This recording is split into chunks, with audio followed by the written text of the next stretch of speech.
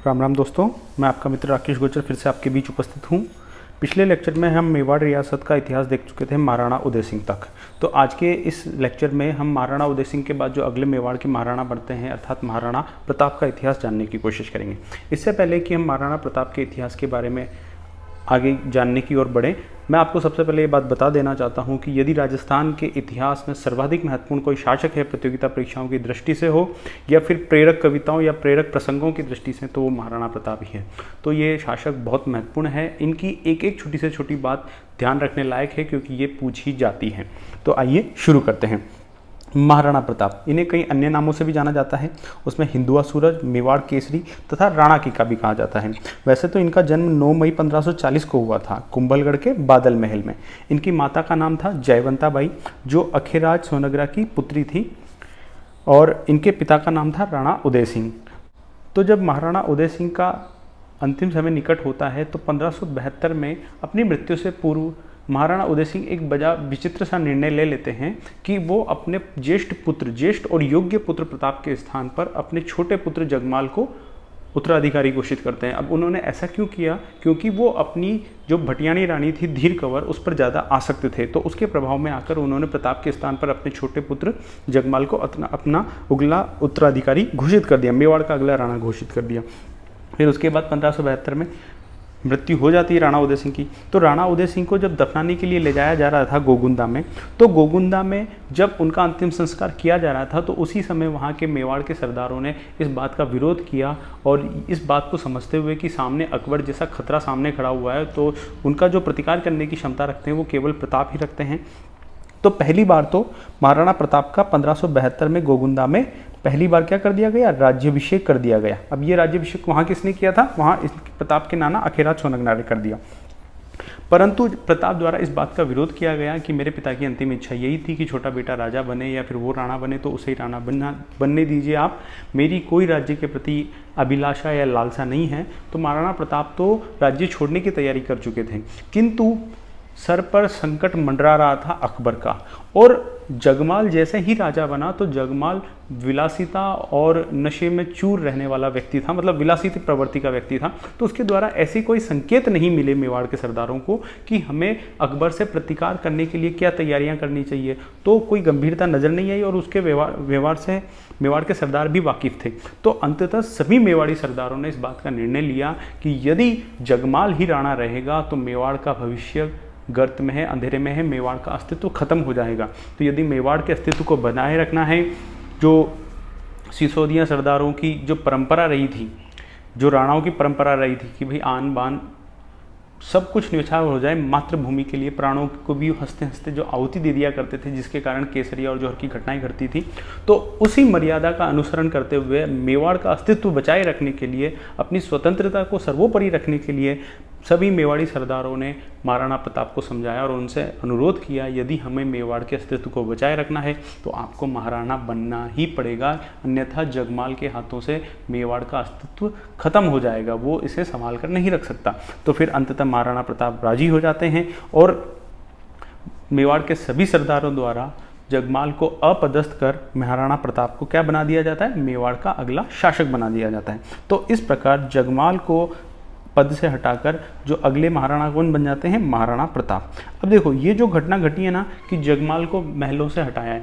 अब आपने इतिहास में, राजस्थान के इतिहास में या अन्य इतिहासों में पहले देखा होगा कि राजपूताने में जब भी कोई राजा अपना उत्तराधिकारी घोषित करता है, चाहे वो सही घोषित करे चाहे फिर वो किसी और को किसी भी कारण से गलत छोटे पुत्र को या किसी अन्य को राजा घोषित कर दे, तो जो इसके बीच जो संघर्ष होता था इन कारणों से, गलत निर्णयों से, वो संघर्ष केवल और केवल राजकुमारों के मध्य ही होता था। उसमें दरबारी वगैरह ज़्यादा एक्टिवली पार्टिसिपेट नहीं करते थे।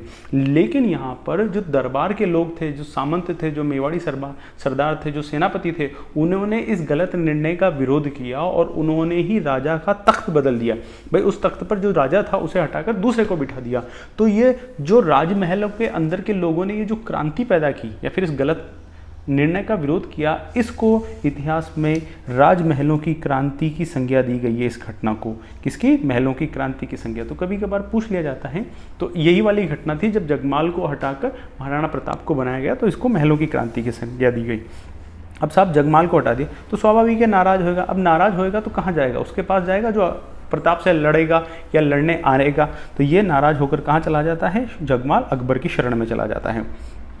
अब जैसे ही महाराणा प्रताप राजा बने, वैसे तो इनका एक बार राज्याभिषेक 1572 में गोगुंदा में हो गया था, परंतु विधिवत रूप से 1573 में महाराणा प्रताप का राज्याभिषेक होता है कहाँ, कुंभलगढ़ दुर्ग में। और यहाँ पर जो तलवार बंधाई की रस्म की जाती है वो कृष्णदास चुंडावत द्वारा की जाती है। नाम है, ध्यान रखना, प्रश्न पूछ लिए जाते हैं। जैसा मैं आपको पहले ही बता चुका हूँ कि बहुत महत्वपूर्ण शासक है महाराणा प्रताप। अब जैसे ही महाराणा प्रताप शासक बनते हैं तो वो उसी समय एक प्रतिज्ञा लेते हैं कि जब तक मैं मेवाड़ को पूर्ण तरीके से स्वतंत्र नहीं करा लूँगा तब तक न तो मैं कोमल शैया पर सोऊंगा और न ही मैं कोमल मतलब थाली में भोजन करूँगा, मैं पत्तों वगैरह पर ही भोजन करूँगा, मैं कठोर बिस्तर पर सोऊंगा। और इस प्रतिज्ञा का ये ताउम्र पालन भी करते हैं। अब साहब महाराणा प्रताप शासक बन चुके हैं 1572 में।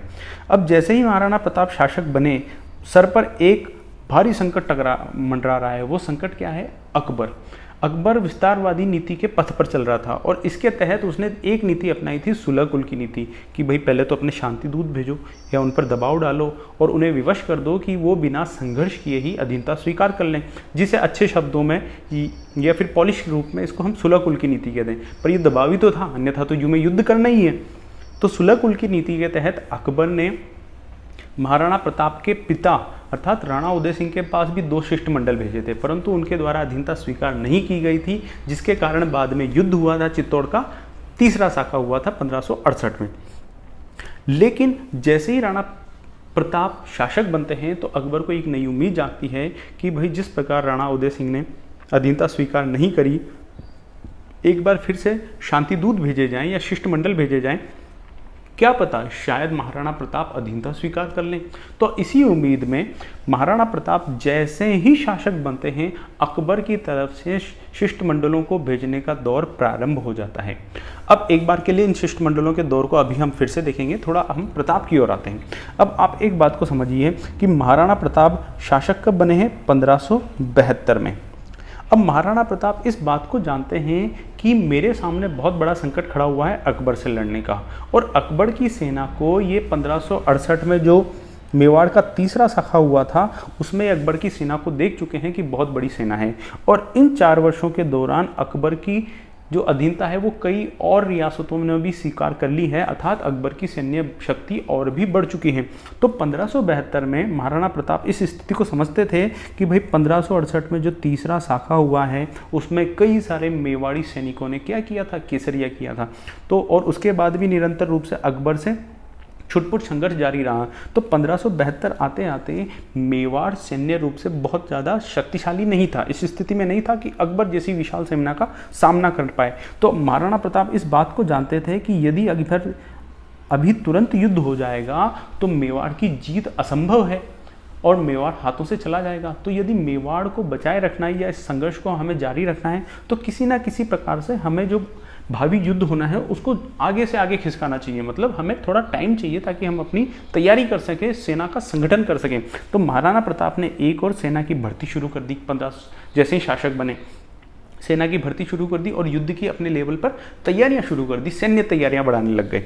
अब इस दौरान अकबर के द्वारा जो शिष्टमंडल भेजे गए तो महाराणा प्रताप इस बात को जानते थे कि मुझे समय चाहिए। तो उन्होंने क्या किया, जो शिष्टमंडल आए उनको संधि के लिए हाँ तो नहीं कहा, परंतु उनसे कोई अभद्रतापूर्ण व्यवहार भी नहीं किया, उनसे बड़ा शिष्टाचार पूर्वक व्यवहार किया, बड़े आदर सत्कार किया। जिस कारण से क्या है, अकबर को ऐसा भी नहीं लगा कि भाई ये मुझसे युद्ध करना चाहते हैं, कि भाई ठीक है सोचेंगे, बताते हैं, कुछ समय दीजिए हमें सोचने का, हम जवाब देते हैं। इस प्रकार के मतलब उन्हें धर्म संकट में अदर झूल में लटकाए रखा महाराणा प्रताप ने अपनी बुद्धि के बल पर, ताकि उन्हें तैयारी का समय मिल जाए। तो अब जो शिष्टमंडल आए हैं हम उन्हें देख लेते हैं। सबसे पहले जो पहला शिष्टमंडल आता है वो नवंबर 1572 में आता है, जलाल खां के नेतृत्व में। और महाराणा प्रताप जैसे मैंने बताया बहुत बढ़िया व्यवहार करते हैं और आदर सत्कार करके इन्हें भेज देते हैं, लेकिन संधि के लिए या फिर अधीनता स्वीकार करने का कोई इशारा नहीं देते हैं, परंतु कोई अभद्रता भी नहीं की है। तो अकबर सोचता है कि क्या पता मैंने चूंकि एक मुसलमान को भेजा है इस कारण अधीनता स्वीकार नहीं की गई होगी राजपूत द्वारा, तो क्यों ना एक समाज का व्यक्ति भेजा जाए, इनके एक राजपूत ही भेजा जाए। तो जो दूसरा शिष्टमंडल आता है वो जून 1573 में आता है और अकबर मान सिंह के नेतृत्व में ये शिष्टमंडल भेजते हैं। अब मान सिंह के साथ भी वही होता है जो जलाल खां के साथ हुआ था, इन्हें भी बड़ा रात्रि भोज का आयोजन किया जाता है उदय सागर झील के किनारे। तो परंतु अधीनता स्वीकार नहीं की जाती है। अब इन दोनों शिष्टमंडलों के बाद ये बात स्पष्ट हो चुकी थी अकबर को कि महाराणा प्रताप द्वारा अधीनता स्वीकार नहीं की जाएगी, युद्ध तो होना तय है। परंतु फिर भी अकबर ने कुछ और शिष्टमंडल भेजे। अब ऐसा अकबर क्यों कर रहा है? भाई युद्ध तो यहाँ पर भी हो सकता ना। तो उसके पीछे कारण ये हो सकता है कि अकबर संपूर्ण राजपुताने में अकबर के ऊपर एक कलंक लग चुका था कि उसने जब चित्तौड़ का तीसरा साका हुआ था तब उसने कत्लेआम करवाया था। तो उस कत्लेआम के बाद राजपुताने की कई रियासतों ने अकबर का विरोध किया था और अकबर को गलत बताया था कि भाई जब आपकी विजय हो चुकी थी तो आपने कत्लेआम क्यों कराया। तो अकबर अब ये राजपुताने में एक अच्छा संदेश भेजना चाहता था या फिर महान होने का ढोंग करना चाहता था, स्वांग करना चाहता था। तो अन्य रियासतों में ये मैसेज जाए कि भाई मैं युद्ध का समर्थक नहीं हूँ, मैं खून खराबाई का समर्थक नहीं हूं, मैं तो शांति ही चाहता हूं। ये स्वांग रचने के लिए सब कुछ जानते हुए भी अकबर ने 2 शिष्टमंडल और भेजे। ये कौन कौन थे? ये तीसरा शिष्टमंडल भगवंत दास के नेतृत्व में आया 1573 में ही, और एक और शिष्टमंडल आता है जो अंतिम शिष्टमंडल है टोडरमल के नेतृत्व में। परंतु जैसा निर्णय हम सबको पता है, महाराणा प्रताप को भी अधीनता स्वीकार नहीं करनी थी और अकबर भी इस बात को समझ ही चुका था। परंतु स्वांग करने के लिए कि भाई मैं तो बार बार शांति के अभियान भेज रहा हूँ, अब फिर भी युद्ध होता है तो उसका जिम्मेदार मैं नहीं हूँ। अब सामने वाला ही अगर शांति के समझौते पर नहीं चलना चाहता तो युद्ध तो होना होगा और उसके लिए मैं किसी भी प्रकार से जिम्मेदार नहीं हूँ। इस प्रकार महानता का स्वांग रचने के लिए अकबर के द्वारा 2 शिष्टमंडल और भेजे गए। खैर कुछ भी हो, 1573 का समय पूरा निकल चुका है तो महाराणा प्रताप को पर्याप्त समय मिल गया, उन्होंने सेना संगठित कर ली। अब 1574 का समय युद्ध हो सकता था, 1575 का समय युद्ध हो सकता था, परंतु फिर भी अकबर के द्वारा न तो 1574 में और ना ही 1575 में मेवाड़ की ओर बड़ा सैन्य अभियान भेजा गया। अब इसके क्या कारण होंगे? इसके कारणों पे हम आते हैं कि 1574 में जो अकबर था वो अपने बंगाल और बिहार के अभियानों पर व्यस्त था। तो यदि एक ही साथ किसी 2 फ्रंट पे लड़ाई छिड़ जाए, भाई आप खुद सोचो कि अगर भारत की लड़ाई पाकिस्तान से चल रही है, उसी टाइम चाइना आक्रमण करते तो आपकी शक्ति 2 हिस्सों में बट जाएगी, तो आप कमजोर पड़ जाएंगे दोनों फ्रंट पर। और यदि एक बार में आप एक ही जगह लड़ेंगे तो आप अपनी पूरी सैन्य क्षमता को वहाँ पर झोंक सकते हैं, वहाँ आप अपना पलड़ा भारी कर सकते हैं। तो अकबर इस बात को जानता था कि 1574 में वो बंगाल और बिहार के अभियानों में व्यस्त है, इसलिए उसने इस समय को व्यतीत होने दिया और मेवाड़ की कोई बड़ा सैन्य अभियान नहीं भेजा। 1575 में जो प्रताप के अग्रगामी हैं अर्थात मारवाड़ के जो राव चंद्रसेन हैं, उनके विरुद्ध प्रताप अपनी व्यूह रचना में या सैन्य कार्रवाई में अकबर बिजी था। तो इस कारण से भी 1575 में भी कोई अभियान नहीं आता है। अब समय आ गया 1576 का। अब जैसे ही 1576 का समय आता है तो अब तो मेवाड़ की ओर सैन्य अभियान भेजना ही है, क्योंकि समूचे आसपास की सभी राजपुताने की बड़ी बड़ी रियासतें धीरे धीरे करके अकबर की अधीनता स्वीकार करती जा रही है। केवल एक मेवाड़ ही है जो अकबर की आंखों में खटक रहा है और जो अधीनता स्वीकार करने का नाम नहीं ले रहा है। तो अकबर अंतिम रूप से क्या करता है? अकबर स्वयं आता है फतेहपुर सीकरी से सीधा अजमेर के दुर्ग में। अजमेर के दुर्ग में जिसे हम अकबर का किला या मैगजीन दुर्ग के नाम से भी जानते हैं। मैगजीन दुर्ग इसे इसलिए कहा जाता है क्योंकि कालांतर में जब अंग्रेज आए थे तो अंग्रेजों ने अपने समय पर इसमें बहुत सारे अस्त्र शस्त्र रखे थे, इस किले को अपना शस्त्रागार बना लिया था, तो तब से ये मैगजीन दुर्ग के नाम से फेमस हो गया। तो एक बार इसको देख लेते हैं हम। तो अकबर स्वयं आता है कहाँ पर? अजमेर के किले में या मैगजीन दुर्ग में, और यहाँ योजना बनाई जाती है कि मेवाड़ की ओर जो सैन्य अभियान जाएगा उसका सेनापति कौन होगा, व्यूह रचना क्या होगी। तो बहुत लंबे समय तक यहाँ वार्तालाप चलती है और अंततः अकबर निर्णय लेता है कि मान सिंह के नेतृत्व में मुगल सेना या शाही सेना मेवाड़ की ओर जाएगी। इस बात का अकबर के जो कई सारे दरबारी होते हैं वो विरोध भी करते हैं कि आप एक राजपूत को दूसरे राजपूत के सामने मत भेजिए, अर्थात प्रताप के सामने आप मान सिंह को मत भेजिए, आप किसी मुस्लिम सेनापति को भेजिए। क्यों? क्योंकि मान सिंह राजपूत है, हो सकता है कोई दिल में हमदर्दी हो, पक्षपात हो सकता है, इस कारण से आप ऐसा ना करें, किसी दूसरे व्यक्ति को, मुस्लिम को सेनापति बनाकर भेजें। परंतु अकबर के द्वारा उनकी किसी की बातों को स्वीकार नहीं किया जाता है और अकबर के द्वारा मान सिंह को सेनापति बनाकर मुगल सेना को मेवाड़ की ओर रवाना कर दिया जाता है। अब अजमेर से रवाना होता है मान सिंह मुगल सेना को लेकर और ये सीधा आ पहुंचता है कहाँ पर? मांडलगढ़। अब मांडलगढ़ में आकर ये पड़ाव डाल देता है। अब पड़ाव डाल दिया। अब मांडलगढ़ पर मान सिंह ने पड़ाव क्यों डाला? अब मान सिंह लेके आ रहा है बहुत बड़ी सेना 80,000 के आसपास की। अब मान सिंह ने मांडलगढ़ के आसपास पड़ाव डाल दिया। उसका कारण ये है कि मांडलगढ़ से ही या फिर इसके आसपास के क्षेत्र से ही मेवाड़ की सीमा प्रारंभ हो जाती है। आप मेवाड़ से लड़ने जा रहे हैं, अगर आप उसके द्वार पे आ गए हैं तो स्वाभाविक रूप से हैं ये लोग आपसे लड़ने आएंगे मेवाड़ वाले, परंतु ऐसा होता नहीं है। ये यहाँ पर इंतजार करते रहते हैं मांडलगढ़ में कि कोई सेना आएगी, युद्ध करेंगे, ये अपनी पूरी तैयारियां करके बैठ जाते हैं, शिविर बना लेते हैं ये यहाँ पर अपना, परंतु होता नहीं है। तो मानसिंह अभी भी आगे नहीं बढ़ता है। क्यों? क्योंकि मानसिंह के मन में एक विचार ये भी था कि जब इतनी बड़ी सेना यहाँ पर आई पड़ी, मतलब मेवाड़ के द्वार पर आ गई है, तो महाराणा प्रताप को ये संदेशा तो अवश्य मिल गया होगा। तो धीरे धीरे कुछ समय मंथन करने का समय दो, 10 दिन 15 दिन उन्हें आत्मसात करने दो, उनकी मंत्रणाएं चलने दो दरबार में। क्या पता वो इस बात को समझकर कि इतनी बड़ी जो संख्या आई है, संख्या में सेना आई है, उससे मेवाड़ की सेना मुकाबला नहीं करती, तो इस बात को समझकर ही क्या पता वो बिना युद्ध लड़े ही अधीनता स्वीकार कर लें। तो इसका इंतज़ार करता रहता है मानसिंह मांडलगढ़ में, और ऐसा करते करते 2 माह का समय बीत गया। अब जब 2 माह का समय बीत गया और मेवाड़ की ओर से कोई सेना नहीं आई, तो अंतिम रूप से मांडलगढ़ से आगे बढ़ता है मानसिंह अपनी सेना को लेकर, और यहाँ पर मोलेला नाम के गाँव में आके अपना कैंप लगाता है। तो ये अब कहाँ आ चुका है? मोलेला नामक गांव में। अब युद्ध होगा, उससे पहले हम थोड़ी, जैसे हमने मानसिंह या फिर अकबर की तरफ की प्लानिंग देखी, हम थोड़ा महाराणा प्रताप की प्लानिंग देख लेते हैं। अब जैसे ही चारों शिष्टमंडलों को महाराणा प्रताप ने विफल किया था, तो एक बात स्पष्ट हो चुकी थी कि युद्ध होगा। तो महाराणा प्रताप ने भी अपनी रणनीति तय कर ली थी। अब महाराणा प्रताप ये भी जानते थे कि अकबर के पास बहुत बड़ी सेना है, तो उस बड़ी सेना से, अकबर के बड़ी सेना से लड़ने के लिए एक मेवाड़ की छोटी सेना यदि खुले मैदान में लड़ेगी तो निश्चित रूप से विजय प्राप्त होने के जो संभावनाएं हैं वह बहुत कम हैं। तो इन लोगों ने, अर्थात मेवाड़ी सरदारों ने निश्चित किया कि हम जो युद्ध करेंगे वो पहाड़ी क्षेत्र में करेंगे, मैदानी क्षेत्र में नहीं। तो इस कारण इन्होंने एक क्षेत्र चुना। देखो, ये पड़ता है उदयपुर जिला। उदयपुर जिले में पहाड़ियाँ हैं, गोगुंदा की पहाड़ियाँ, और इसके जस्ट इधर बगल में पड़ता है राजसमंद जिला, और राजसमंद जिले में पहाड़ियाँ हैं खमनोर की पहाड़ियाँ। और इन पहाड़ियों के बीच में तकरीबन 1 किलोमीटर लंबी एक तंग दर्रा है या घाटी है, जहाँ की मिट्टी पीली है, और इसे ही हम हल्दी घाटी के नाम से जानते हैं। तो इन लोगों ने निर्धारित किया कि हम जो युद्ध लड़ेंगे इसी क्षेत्र में लड़ेंगे, इस पहाड़ी क्षेत्र में, इस तंग दर्रे में हम यही युद्ध लड़ेंगे। क्यों? क्योंकि यहाँ पर इनकी सेनाएं, इन्होंने अपनी सेनाएं ऊंचाई पर पहाड़ों पे छिपा ली या बिठा ली, अपनी सैन्य नीति बना ली। अब जो पहाड़ी पर रहता है उसे तो एडवांटेज होता ही है, प्लस इस तंग दर्रे में जब बड़ी सेना भी लड़ने आएगी तो चूंकि दर्रा सकड़ा है, तो छोटी सेना भी इस बहुत बड़ी सेना का मुकाबला करने में सक्षम होगी। इस कारण इन्होंने निर्धारित किया। अब जब ये मांडलगढ़ में पड़ाव डाले पड़ा था मानसिंह, समाचार तो पहुंच ही चुके थे ना महाराणा प्रताप के पास कि भाई सेना आ चुकी है, परंतु इन्होंने उचित नहीं समझा कि हम लड़ने मैदानी क्षेत्रों में जाएं, और इन्होंने यहाँ पे इनकी प्रतीक्षा करी। प्रतीक्षा करते करते करते 2 माह का वक्त बीत गया। ये भी प्रतीक्षा करता रहा कि ये लड़ने आएंगे, और ये लोग भी प्रतीक्षा करते रहे कि ये आगे बढ़ेंगे तब हम लड़ेंगे। अब अंततः मानसिंह भी 2 माह के बाद कहाँ आ चुका है? मोलेला नामक गाँव में।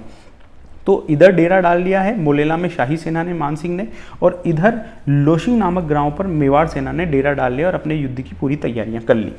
अब इससे पहले कि हम युद्ध की तरफ आगे बढ़ें, हम इस युद्ध से संबंधित कुछ छोटी छोटी बातों को जान लेते हैं।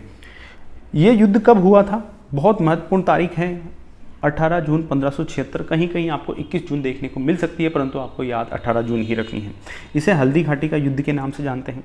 इसके अतिरिक्त कुछ और नाम भी हैं इसके। हल्दी घाटी का युद्ध, जो कर्नल जेम्स टोड ने इसे पहली बार कहा था। उसके बाद खमनोर का युद्ध, इसे अबुल फजल ने कहा था खमनोर का युद्ध। अबुल फजल वही व्यक्ति है जिसने अकबरनामा लिखा था। इसके अतिरिक्त इसे गोगुंदा का युद्ध कहा था बदायूनी ने, और अपनी पुस्तक में बदायूनी ने हल्दी घाटी युद्ध का आंखों देखा वर्णन लिखा है। अब इसे राजस्थान का या मेवाड़ का थर्मोपल्ली भी कर्नल जेम्स टोड ने कहा था। अब ऐसा क्यों कहा था कि भैया ये थर्मोपल्ली नामक जगह है, यहाँ पर भी जो लियोनाइडस था उसकी एक छोटी सी सेना की टुकड़ी जेरेक्सस की बहुत बड़ी सेना से टकरा गई थी, और वो जो युद्ध हुआ था वो भी एक तक सकड़ी खाड़ी में हुआ था। तो इन समानता के कारण के, जैसे भाई जेरेक्सस की बड़ी सेना थी वैसे यहाँ पर अकबर की बड़ी सेना है, जैसे लियोनाइडस की छोटी सेना थी वैसे यहाँ प्रताप की छोटी सेना है। वो युद्ध भी किसके लिए हुआ था? स्वतंत्रता की रक्षा के लिए, अधीनता नहीं स्वीकार करने के लिए हुआ था। यहाँ पर भी वही कारण थे, वो भी तंग घाटी में हुआ था, यहाँ पर भी हल्दी घाटी में होगा। तो इन समानताओं के कारण कर्नल जेम्स टोड ने इसे राजस्थान का या मेवाड़ का थर्मोपल्ली कहा। उसके अतिरिक्त डॉक्टर श्रीवास्तव ने इसी युद्ध को बादशाह बाग का युद्ध कहा है और इसे बनास का युद्ध भी कहा जाता है। उसका कारण हम आगे देखेंगे। अब इस युद्ध पर आ जाते हैं। अब इस युद्ध में जो सेना है उनके अरेंजमेंट पर थोड़ा सा विचार कर लेते हैं। देखो, सेना की जो पहली या अग्रिम टुकड़ी होती है उसे कहते हैं हर्रावल दस्ता। तो महाराणा प्रताप के हर्रावल दस्ता के नेतृत्व कर रहे थे हाकिम खां सूर, और हाकिम खां सूर महाराणा प्रताप की तरफ से लड़ने वाले एकमात्र मुस्लिम सेनापति थे। मेरी बात पर गौर करना, एकमात्र मुस्लिम सेनापति थे। तो हाकिम खां सूर महाराणा प्रताप की ओर से हर्रावल दस्ते का नेतृत्व कर रहे थे, जिनके साथ में कृष्णदास चुनावट भी थे। और वहीं जो मान सिंह की सेना थी या फिर जो अकबर की सेना थी, उसके हर्रावल दस्ते का नेतृत्व कर रहे थे सैयद हाशिम।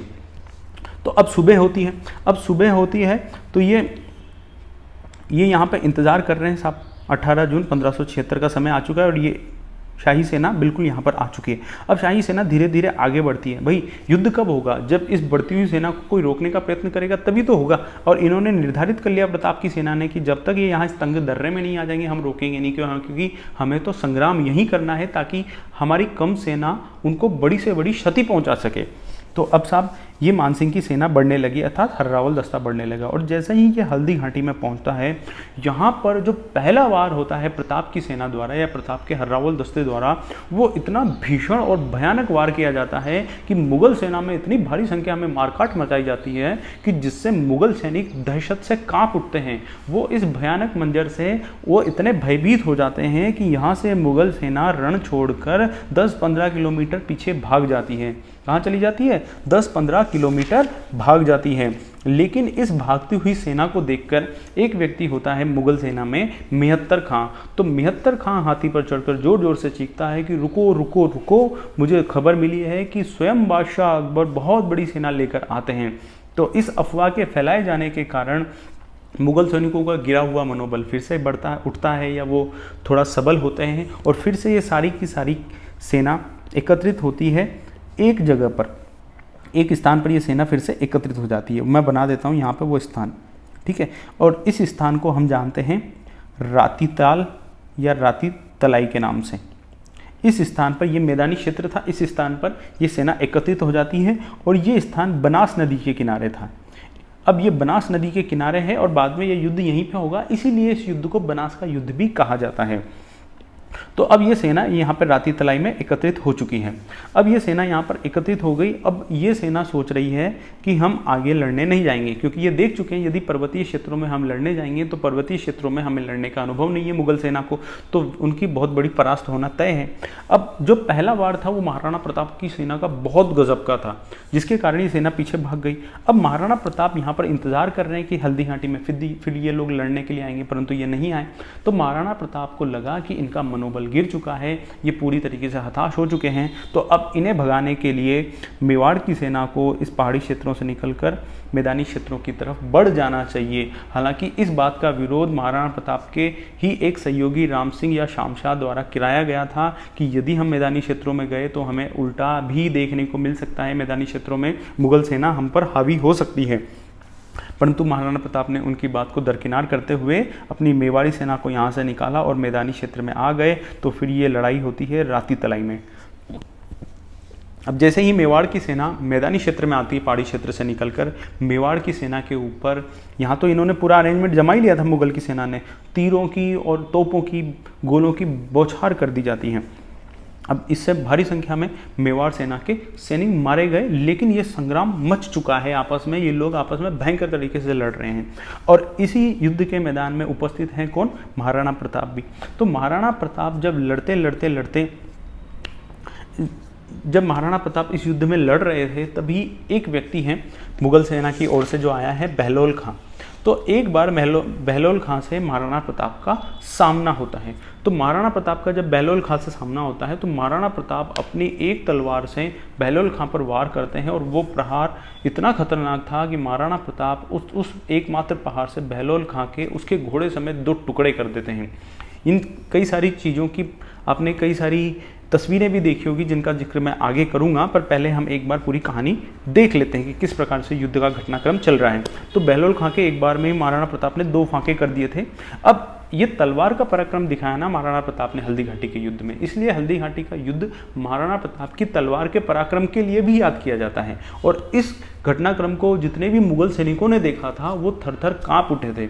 और महाराणा प्रताप के बारे में मैं आपको कुछ बातें बता दूं, कुछ रोचक बातें, कि महाराणा प्रताप की कदकाठी ये तकरीबन 7 फीट की इनकी हाइट थी। उसके अतिरिक्त ये इनका 81 किलो का भाला बताया जाता है। ये जो कवच पहनते थे युद्ध में जाने से पहले, तो इस प्रकार से समूचा वजन ये 208 किलो का तो अपने औजारों का वजन लेकर चला करते थे और स्वयं का वजन अलग से। और उनको लेकर इनका घोड़ा चेतक हवा से बातें करता था इस पूरे वजन को लेकर। तो आप ये भी समझ सकते हो कि चेतक भी कितनी अच्छी नस्ल का घोड़ा रहा होगा। ठीक है, तो अब ये सारी की सारी बातें हमने देख ली। तो ऐसा व्यक्ति जो 80 किलो के भाले को एक हाथ में नचा सकता है, उसका वार कितना घातक हो सकता है। और वही वार यहाँ पे मुगल सेना ने देखा है। तो मुगल सेना के सैनिकों ने, जिन्होंने ये मंजर देखा, वो फिर से कांप गए, थर थर कांप गए। अब एक तरफ महाराणा प्रताप लड़ रहे हैं और दूसरी तरफ सारे सैनिक लड़ रहे हैं, मुगल सेना के और प्रताप की मेवाड़ी सेना के। अब देखो, मुगल सेना में ऐसा नहीं है कि सिर्फ मुसलमान लड़ने आए हैं। मुगल सेना का सेनापति कौन है? मानसिंह। और तब तक कई सारी रियासतों ने क्या किया था? मुगलों की अधीनता स्वीकार कर ली थी। और अधीनता स्वीकार करने का सीधा सीधा मतलब ये होता है कि उनकी तरफ से आपको भी लड़ने जाना होगा। तो इस युद्ध में मुगलों की तरफ से भी कई सारे राजपूत लड़ रहे थे। भाई जयपुर की जो सेना है वो तो उन्हीं की तरफ से लड़ रही है। तो जब ये दोनों सेनाएं आपस में लड़ रही थी तो समय है जून का, तो दोपहर का समय हो गया। तो बदायूनी जो इस घटना का आंखों देखा वर्णन लिखने के लिए आया था, वो उस समय तीरें चला रहा था या बंदूक चला रहा था और आसफ खां भी उसके निकट था। तो बदायूनी अपनी पुस्तक में लिखता है कि दोपहर का समय हो चुका है और तीक्ष्ण गर्मी की वजह से जो खोपड़ी का रक्त है वो उबाल मार रहा है। और इस समय दोनों सेनाओं आपस में इस तरीके से घुल मिल गई है कि कुछ समझ में ही नहीं आ रहा कि शत्रु सेना कौन सी है और हमारे पक्ष की सेना कौन सी है। तो इस समय बदायूनी आसफ खां से पूछता है कि मुझे कुछ समझ में नहीं आ रहा है कि अपने वाले जो राजपूत हैं वो कौन से हैं और जो दूसरे वाले राजपूत हैं शत्रु पक्ष के वो कौन से हैं, तो मैं निशाना मारूं तो किस पर मारूं। तो इसी का जवाब देते हुए आसफ खां कहता है कि तुम तो बस अपना वार करते जाओ, चाहे जिस भी पक्ष का राजपूत मारा जाए, अंततः जीत तो इस्लाम की ही होगी। तो इस बात को स्वयं बदायूनी इस पुस्तक में लिखता है। तो अब साहब रण चल रहा है। अब इस रण के चलते महाराणा प्रताप को ये नज़र पड़ती है अचानक से कि दूर मर्दाना हाथी पर मुगल सेना के बीचों बीच सुरक्षित घेरे में मानसिंह बैठा हुआ है। तो महाराणा प्रताप इस बात को जानते थे कि यदि मानसिंह को मार दिया जाए तो युद्ध यहीं समाप्त हो जाएगा। तो महाराणा प्रताप कुछ मेवाड़ी सैनिकों को अपने साथ लेते हैं और समूचा मुगल सेना का सुरक्षा घेरा चीरते हुए सीधे मानसिंह की ओर बढ़ते हैं। और ये मानसिंह के पास पहुंचकर एक छोटा सा इशारा करते हैं एडी मारकर चेतक को कि चेतक अपनी दोनों आगे की टांगें उस मर्दाना हाथी के दांतों पर रख देता है और या फिर सूंड पर रख देता है। और उचित अवसर पाकर महाराणा प्रताप अपना भाला मारते हैं मानसिंह की ओर। तो सही समय पर मानसिंह तो दुबक जाता है अपने होदे में और वो वार जो उसका महावत होता है वो अपनी छाती पर लेता है। तो इस कारण से वो महावत मारा जाता है और मानसिंह की जान मतलब जाते जाते बच गई। अब जैसे ही चेतक घोड़ा अपने पैर हटाता है तो इन युद्धों में जितने भी हाथी काम में लिए जाते थे उनकी सूंड पर, उनके पैरों पर, उनकी पूंछ पर अस्त्र शस्त्र खंजर बांध दिए जाते थे। तो इसकी सूंड पर भी खंजर बंधे हुए थे। तो जैसे ही चेतक घोड़ा अपनी टांगे हटाता है, उन खंजरों से, हाथी की सूंड पर लगे खंजरों से उसके पीछे के पाँव में चोट लग जाती है। परंतु चेतक उस चोट का जरा सा आभास अपने स्वामी को नहीं होने देता है और वो उतनी ही दक्षता से रण क्षेत्र में इधर से उधर हवा से बातें कर रहा होता है जितना कि वो इस चोट लगने से पूर्व कर रहा होता।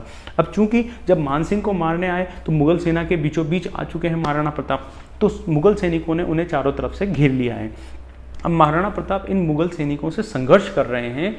जो हमारा चेतक घोड़ा है वो भी घायल है और महाराणा प्रताप भी थोड़े घायल हो चुके हैं। और इसी मंजर को देख लेता है महाराणा प्रताप का ही एक सेनापति जिसका नाम है झाला बीदा। तो झाला बीदा इस बात को समझते हैं कि यदि महाराणा प्रताप की मृत्यु हो गई यहाँ पर तो ये संघर्ष यहीं पर खत्म हो जाएगा। तो कुछ मेवाड़ी सरदारों को और सैनिकों को साथ लेकर वो सीधे बढ़ते हैं महाराणा प्रताप की ओर। मुगल सेना को चीरते हुए महाराणा प्रताप के पास आते हैं और महाराणा प्रताप से कहते हैं कि आप इसी क्षण आप घायल हैं, युद्ध भूमि से निकल जाइए। परंतु वो वीरपूत इस बात को मानने से इनकार कर देते हैं। तब उनके द्वारा निवेदन किया जाता है, उन्हें समझाया जाता है कि यदि जितना भी राजपुताना है उसमें एकमात्र आशा की किरण आप ही बचे हैं, और तो सब अधीनता स्वीकार करते जा रहे हैं, और अगर यदि आपको कुछ हो गया तो ये जो हमारा संघर्ष है मेवाड़ की स्वाधीनता को बचाने का, वो यहीं समाप्त हो जाएगा।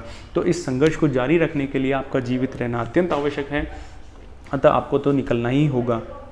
तो महाराणा प्रताप के जो राज चिन्ह होते हैं और राजमुकुट होता है वो स्वयं धारण कर लेते हैं झाला बीदा, जिन्हें हम झाला मन्ना या झाला मानसिंह के नाम से भी जान लेते हैं, और वो महाराणा प्रताप को सुरक्षित रूप से इस जंग के मैदान से बाहर निकाल देते हैं। अब ये तो महाराणा प्रताप से सुरक्षित निकल गए, लेकिन चूंकि राजमुकुट वगैरह सब किसने धारण कर लिए? झाला बीदा ने। तो मुगलों की सेना को लगता है कि झाला बीदा ही प्रताप हैं। भाई उस समय कोई चेहरे तो नहीं जानते थे, आज की तरह टेलीविजन या अखबार तो नहीं होता था कि हर किसी को पता होगी मोदी जी कैसे दिखते हैं। तो उस समय तो जिसने राजमुकुट पहना है वही राणा है। तो सबको लगता है कि झाला बीदा या झाला मन्ना ही क्या है, राणा है। तो मुगल सेना उन पर टूट पड़ती है, और इस प्रकार से वो रण करते करते झाला बीदा अपने प्राणों का त्याग कर देते हैं, वीर गति को प्राप्त हो जाते हैं, परंतु अपना बलिदान देकर मेवाड़ केसरी के प्राणों की रक्षा करते हैं। अब महाराणा प्रताप सुरक्षित रूप से कहाँ निकल चुके हैं? बाहर निकल चुके हैं। जब महाराणा प्रताप बाहर जा रहे थे तो उनको 2 मुगल सैनिकों ने देख लिया, और 2 मुगल सैनिकों ने देख लिया तो 2 मुगल सैनिक महाराणा प्रताप का पीछा करने लग गए, और इन 2 मुगल सैनिक महाराणा प्रताप का पीछा कर रहे हैं, इस बात को शक्ति सिंह ने देख लिया, जो मुगलों की ओर से ही लड़ रहा था, और शक्ति सिंह प्रताप का भाई था। तो शक्ति सिंह भी महाराणा प्रताप के पीछे हो लेते हैं। अब शक्ति सिंह, अब चूंकि प्रताप का घोड़ा घायल है तो अब धीरे धीरे धीरे वो चल रहा है, और उस घोड़े को ये पता है, वो घोड़ा कितना समझदार और स्वामी भक्त था, इस बात का अंदाजा आप इस तरह लगा सकते हैं कि उस घोड़े ने अंतिम समय तक भी अपनी जो स्वामी के प्रति जो अपना समर्पण था वो दिखाते हुए, भले ही वो घायल था लेकिन उसने अपनी रफ्तार कम नहीं होने दी, उसने अपने दर्द का एहसास अपने स्वामी को नहीं होने दिया। और तकरीबन एक 20 से 25 फीट लंबा एक नाला आता है बलीचा नामक स्थान के आसपास, वहाँ पर इस घोड़े ने अपनी संपूर्ण जान लगा दी, क्योंकि वो जानता था कि यदि मेरे द्वारा इस नाले को पार कर लिया गया तो मेरे स्वामी के प्राण सुरक्षित हो जाएंगे। तो इसी बात को समझते हुए जो बलीचा नामक स्थान से पहले जो बलीचा का नाला आता है, अपनी अंतिम सांस में चेतक ने पूरी जान लगा दी और उस नाले को पार कर दिया, और उस नाले को पार करते ही चेतक गिर पड़ता है, और वहीं पर महाराणा प्रताप को एहसास होता है कि उसकी टांग कट चुकी है और चेतक बुरी तरीके से घायल है, और अपने स्वामी के प्रति एक घोड़े का इतना समर्पण देखकर वो हिमालय जैसी छाती और इतने स्वाभिमानी जो पुरुष थे महाराणा प्रताप, उसकी आंखों से भी अश्रुधारा फूट पड़ती है। खैर अभी हम इस बात को साइड में रखते हैं। अब महाराणा प्रताप का पीछा कर रहे हैं 2 मुगल सैनिक, और उन 2 मुगलों के पीछे आ रहे हैं शक्ति सिंह। अब शक्ति सिंह का अपने भाई के प्रति पता नहीं कैसे प्रेम जाग जाता है, और शक्ति सिंह उन दोनों जो मुगल सैनिक हैं उनकी हत्या कर देते हैं, और स्वयं प्रताप को आवाज़ लगाते हैं, और नीले घोड़े रासवार और मेवाड़ी सरदार राणा सुनता ही जाजियो जी। ये प्रसंग आपने ये गाना कई जगह सुना होगा, ये इसी घटना से संबंधित है। तो बाद में शक्ति सिंह की मुलाकात होना भी बताया जाता है, और बाद में शक्ति सिंह ने ही अपना घोड़ा देकर राणा प्रताप को आगे की ओर विदा कर दिया था। तो बलीचा नामक स्थान पर चेतक का अंतिम संस्कार किया, या फिर चेतक को दफनाया उन्होंने, और तो चेतक का जो समाधि स्थल है या स्मारक है वो बलीचा नामक स्थान पर ही है। और ये जो शक्ति सिंह और महाराणा प्रताप की जो ये मुलाकात हुई है, कई सारे इतिहासकार इसकी पुष्टि नहीं करते हैं, इसका खंडन भी करते हैं। उसका कारण ये बताया जाता है कि शक्ति सिंह तो पहले ही अकबर से जाम मिला चुका था, और वो मेवाड़ के तीसरे साके में ही काम आ चुका था, अर्थात उसके बाद तो शक्ति सिंह था ही नहीं। खैर जो भी हो, जो भी प्रसंग था मैंने आपके साथ उसकी चर्चा कर ली है। अब धीरे धीरे दोपहर होती जा रही है, जो समय है वो थोड़ा थोड़ा संध्या की ओर चल पड़ा है, और दोनों सेनाएं लड़ती लड़ती अब घायलों को अपने अपने चिकित्सा शिविर की ओर ले जाया जा रहा है। तो महाराणा प्रताप भी अब अपने चिकित्सा शिविर कोलियारी की ओर पहुंच चुके हैं, और धीरे धीरे अब दोनों सेनाएं अपने कैंपों में लौट रही हैं। अब यहाँ पर पता लगता है मान सिंह को कि महाराणा तो यहाँ से भाग चुके हैं रण क्षेत्र से, या फिर बाहर निकल चुके हैं। तो ये इसे लगता है कि शायद वो गोगुंदा की ओर गए होंगे, तो गोगुंदा की ओर सैन्य अभियान भिजाया जाता है, और गोगुंदा पर मान सिंह के द्वारा क्या कर लिया जाता है? अधिकार कर लिया जाता है, कब्जा कर लिया जाता है। परंतु महाराणा गोगुंदा नहीं गए थे, वो कहाँ आए थे? कोलियारी में आए थे। तो अब जो शाम का समय था, अब महाराणा प्रताप ने एक अपने भील नेता थे जिन्हें हम राणा पुंजा के नाम से जानते हैं, हालांकि उनका नाम पुंजा भील है, परंतु महाराणा प्रताप इतने दयालु थे कि इतने दयालु या फिर इतने व्यवहारिक थे कि उन्होंने एक भील को स्वयं के समकक्ष पदवी दे डाली थी राणा की। अब आप उस ज़माने में सोच सकते हैं जहाँ एक ब्राह्मण एक दलित के साथ अछूत जैसा व्यवहार करता था, उस ज़माने में महाराणा प्रताप द्वारा एक भील को अपने समकक्ष पदवी दे देना कितने बड़ी सम्मान की बात रही होगी। इसी कारण ऐसे ही व्यवहार के कारण महाराणा प्रताप मेवाड़ की जनता में बहुत लोकप्रिय थे। यहाँ तक कि उन्हें मेवाड़ की जनता प्यार से राणा कीका कहा करती थी। कीका का अर्थ होता है जो भीलों का छोटा बच्चा होता है उसे कीका कहते हैं, और राणा कीका अर्थात वो राणा प्रताप को अपने बच्चे की तरह ही प्रेम किया करती थी। तो राणा पुंजा के नेतृत्व में महाराणा प्रताप ने भीलों की टुकड़ी को अलग से नियुक्त किया हुआ था। तो जब ये रण क्षेत्र समाप्त हो जाता है, सब सेनाएं अपने अपने कैंपों की ओर लौट जाती हैं, तो राणा पुंजा ने रात भर छापामार युद्ध पद्धति द्वारा मुगलों को परेशान करा, उनकी टुकड़ियों पर, उनकी छावनियों पर खूब लूटपाट करी, मारकाट मचाया। इस कारण से ये मुगल इतने परेशान हो चुके थे कि इन्हें ये क्षेत्र छोड़कर भागने को विवश होना पड़ा गोगुंदा की ओर। और जब गोगुंदा की ओर ये भागने को विवश हुए तो महाराणा प्रताप ने गोगुंदा जाने वाले मार्ग पहले ही अवरुद्ध किए हुए थे, जिसके कारण ये गोगुंदा भी नहीं जा पा रहे थे। तो धीरे धीरे ये लोग छोटी छोटी टुकड़ियों में निकले और गोगुंदा में ये लोग जाकर पहुँचे। अब महाराणा प्रताप ने जब अपनी तरफ से युद्ध की तैयारियां करी थी तो उन्हें पता था कि भाई मैं हल्दी घाटी के आसपास ही हमें युद्ध करना है। तो ये इसके आसपास का जितना भी क्षेत्र था ना, गोगुंदा और महाराणा प्रताप ने हल्दी घाटी के आसपास, उन्होंने एक नीति का अनुसरण किया था इसके लिए महाराणा प्रताप ने, जिसका नाम है स्वयं भू विध्वंस नीति। स्वयं भू विध्वंस नीति का अर्थ है कि हम अपनी ही भूमि का नाश कर देंगे ताकि शत्रु दल यहाँ पर आएगा तो उन्हें स्थानीय रूप से किसी भी प्रकार की सहायता प्राप्त न हो, न रसद सामग्री प्राप्त हो, न पेयजल प्राप्त हो, न खाने की कोई वस्तुएं प्राप्त हो। तो इसी के कारण महाराणा प्रताप ने इन क्षेत्रों के समूचे खेत खलियान नष्ट करवा दिए थे, पेयजल की बावड़ियाँ नष्ट करवा दी थी। तो यहाँ पर अब इनको खाने के लिए बहुत संघर्ष करना पड़ रहा था और महाराणा प्रताप ने जो गोगुंदा से या फिर जो अन्य रसद सामग्री के मार्ग थे वहाँ से इनका संपर्क तोड़ दिया था। तब इस कारण से इनकी हालत गोगुंदा के आसपास ही मुगलों की हालत कैसी हो गई थी, कैदियों की भांति हो गई थी। और स्वयं बदायूंनी लिखता है कि हमारी हालत ऐसी हो गई थी कि हमको खाने के लिए कुछ नहीं मिल रहा था, और चूंकि ये जून का महीना है और हमको जो कच्ची कैरियाँ होती है इस सीज़न में उनको खाकर जीवित रहना पड़ रहा था। यहाँ तक कि विवश होकर हमें अपने ही घोड़े और ऊँटों को काट कर मार कर खाना पड़ रहा था। तो खैर ये बात हो गई। अब जब ये युद्ध चल रहा था तो युद्ध में मैं एक बात और कर लेता हूँ। इस युद्ध में महाराणा प्रताप की ओर से और मान सिंह की ओर से हाथी भी छोड़े गए थे, तो हाथियों के मध्य भी संघर्ष हुआ था। तो महाराणा प्रताप के 2 हाथी इस युद्ध में काम आए थे, एक तो लूणा और रामप्रसाद। हालांकि चक्रवाप और खांडेराव का भी नाम सुनने को मिलता है, लेकिन प्रमुख ये 2 हाथी हैं। इनमें से जो रामप्रसाद हाथी था उसकी ख्याति रण कौशल में निपुण होने के कारण बहुत फैली हुई थी, तो अकबर की भी इच्छा थी उसे प्राप्त करने की। तो जब ये रामप्रसाद हाथी को छोड़ा जाता है तो मानसिंह के द्वारा भी 2 हाथी छोड़ दिए जाते हैं, रणमदार और गजमुक्ता। और उनके द्वारा अब एक हाथी जो रामप्रसाद है वो 2 हाथियों से घिर चुका है, और 2 हाथियों से घिर चुका है, और जो तोपची थे या जो तीरंदाज थे या बंदूकबाज थे उन्होंने रामप्रसाद हाथी के महावत को मार दिया। तो बाद में मुगलों द्वारा रामप्रसाद हाथी को अपने नियंत्रण में ले लिया गया। तो जब युद्ध समाप्त हो गया और गोगुंदा पर मानसिंह का कब्जा हो गया तो मानसिंह द्वारा बदायूंनी को वापस भेजा जाता है कि आप बादशाह सलामत अकबर के पास जाइए और इस हाथी रामप्रसाद को लेकर जाइए, और उन्हें आपका काम हो चुका भाई, आपको जो कथानक लिखना था, वर्णन लिखना था, और उन्हें जाकर युद्ध का परिणाम बतलाइए।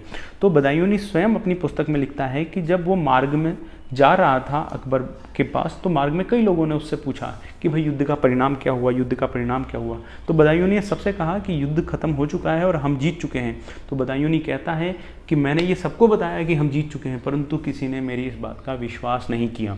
अंत में बदायूंनी पहुंचता है और रामप्रसाद हाथी को अकबर को भेंट देता है कि भाई हमने युद्ध में इसे अपने नियंत्रण में ले लिया है, और अकबर कहता है कि ये तो मुझे पीर के आशीर्वाद से प्राप्त हुआ है। तो उस रामप्रसाद हाथी का नाम बदलकर अकबर पीर प्रसाद रख देता है। किंतु अकबर को जब ये पता लगता है कि न तो प्रताप को मारा गया है, न प्रताप को संधि के लिए विवश किया गया है, और न ही प्रताप को बंदी बनाया गया है, अर्थात एक तरीके से ये मुगलों की हार ही थी, तो प्रताप द्वारा तो अकबर द्वारा इतना मानसिंह के प्रति नाराजगी हो जाती है कि जब मानसिंह यहाँ से गोगुंदा से लौटता है तो अकबर द्वारा मानसिंह की अपने दरबार में ड्योढ़ी बंदी कर दी जाती है। ड्योढ़ी मतलब दरबार में प्रवेश ही आपका वर्जित है, तो कुछ समय तक उसकी ड्योढ़ी बंदी कर दी जाती है। अब जैसे ही मानसिंह यहाँ से अपनी सेना लेकर लौटता है, उसके कुछ समय बाद ही महाराणा प्रताप ने, जैसे मैंने आपको बताया कि गोगुंदा में कैदियों की भांति इनकी हालत हो गई थी, तो इन्हें इतना परेशान कर दिया छापामार युद्ध कर करके मुगलों को, और थोड़े ही समय बाद फिर से महाराणा प्रताप ने क्या किया, गोगुंदा पर अपना अधिकार कर लिया। तो ये संपूर्ण जो युद्ध हुआ, ये हल्दी घाटी का युद्ध था, बहुत महत्वपूर्ण घटना है। और ये पहली बार मानसिंह का भी पहला स्वतंत्र रूप से सैन्य नेतृत्व का अभियान था, और महाराणा प्रताप द्वारा भी पहली बार जो उनके नेतृत्व में लड़ा गया जो युद्ध था वो ये पहला युद्ध था। उससे पहले हालांकि वो कई सारे सैन्य अभियानों में अपने पिता के साथ रहे थे। तो ये संपूर्ण घटनाक्रम हम देख चुके हैं, किससे संबंधित, हल्दी घाटी के युद्ध से संबंधित। अब थोड़ी सी बात कर लेते हैं हम फिर से जो रामप्रसाद हाथी था उसके बारे में। अब जब रामप्रसाद हाथी को अकबर के पास ले जाया जाता है, तब जब अकबर उसका नाम पीर प्रसाद कर देता है, तो अकबर द्वारा आदेश दिया जाता है कि इसे खूब खिलाइए पिलाइए, ट्रेन कीजिए, ताकि ये मुगल सेना की ओर से युद्ध में दूसरों शत्रुओं का नाश कर सके, उनकी तरफ से लड़ सके। लेकिन ये रामप्रसाद ये भी इतना स्वामी भक्त था कि जैसे ही ये शत्रु के दल में जाता है, ये भोजन का त्याग कर देता है, ये कुछ नहीं खाता है और धीरे धीरे अपने प्राणों का त्याग कर देता है। तो इस प्रकार से इस घटना को देखकर अकबर भी आश्चर्यचकित रह गया था, और अकबर ने भी कहा था कि जिस व्यक्ति के जो पालतू जानवर हैं वो भी इतने स्वाभिमानी हो, तो उस व्यक्ति का स्वयं का स्वाभिमान कितना अधिक होगा। यहाँ पर अकबर भी उस हाथी के व्यवहार को देखकर आश्चर्यचकित हो जाता है। अब हल्दी घाटी के युद्ध के बाद जैसे ही मानसिंह अकबर के पास लौटता है तो गोगुंदा पर फिर से अधिकार कर लिया जाता है, किसके द्वारा, महाराणा प्रताप द्वारा। और वापस से जो क्षेत्र मानसिंह ने या मुगल ने जीते थे उन पर धीरे धीरे महाराणा प्रताप द्वारा पुनः अधिकार कर लिया जाता है। अब इस समय अर्थात हल्दी घाटी युद्ध के बाद महाराणा प्रताप ने अपनी जो संकटकालीन राजधानी बनाई वो तो बनाई आहवरगढ़, लेकिन प्रमुख राजधानी अपनी कुंभलगढ़ ही रखी, और धीरे धीरे फिर से जो अपनी सेना थी मेवाड़ की सेना, उसको संगठित करना प्रारंभ किया। देखो ये जो हल्दी घाटी का युद्ध हुआ था ना, इस युद्ध को अगर हम कहें तो इसमें स्पष्ट निर्णय नहीं आया, जैसे कि इसमें न तो प्रताप की विजय हुई न अकबर की विजय हुई, या फिर इसको सही शब्दों में कहें तो हम इस प्रकार से कह सकते हैं कि एक इतिहासकार है गोपीनाथ शर्मा, वो ऐसा मानते हैं कि महाराणा प्रताप और या मानसिंह के मध्य जो युद्ध हुआ था हल्दी घाटी का युद्ध, ये एक स्थगित युद्ध था, अर्थात ये कोई निर्णायक युद्ध न होकर ये जो बहुत लंबा संघर्ष चलने वाला था अकबर और प्रताप के बीच में, उसकी शुरुआत मात्र था। तो इस प्रकार से महाराणा प्रताप और इनके बीच में पहला संग्राम मचता है, और इस संग्राम के बाद जैसे ही महाराणा प्रताप मेवाड़ के क्षेत्र पुनः जीतना प्रारंभ कर देते हैं तो इस बात की चिढ़ लगती है अकबर को। तो इस बात का पता लगते ही और प्रताप को बंदी बनाने के उद्देश्य से अकबर स्वयं आता है फिर से 1576 में अक्टूबर में, वो भगवंत दास, मानसिंह और कुतुबुद्दीन खां को लेकर, और फिर से वो मेवाड़ के क्षेत्र जीतना शुरू करता है और गोगुंदा ये वाले सारे क्षेत्र वो फिर से जीत लेता है, और इस समय वो उदयपुर का भी नाम बदलकर मोहम्मदाबाद कर देता है। लेकिन जो उनका प्रमुख उद्देश्य था प्रताप को बंदी बनाना, वो उसको सफल नहीं हो पाते हैं, बंदी नहीं बना पाते हैं प्रताप को। तो इसके बाद अकबर भी कब तक रुकेगा भाई, विस्तारवादी नीति है, और भी काम करने हैं, प्रमुख शक्ति का केंद्र आगरा है, वहाँ पहुँचना है, फतेहपुर सीकरी पहुँचना है। तो जैसे ही अकबर फिर से लौटता है तो अकबर के लौटने के बाद पुनः महाराणा प्रताप मुगलों से अपने क्षेत्रों को जीतना प्रारंभ कर देते हैं। और ये जो आँख मिचोली का खेल था कि भाई आप गए, फिर से प्रताप ने क्षेत्र जीत लिए, फिर उधर से सैन्य अभियान आता बहुत बड़ा सा, वो क्षेत्र जीत लेता, फिर वो पलट कर जाएगा, फिर प्रताप क्षेत्र जीता, ये काफ़ी समय तक चलता रहा।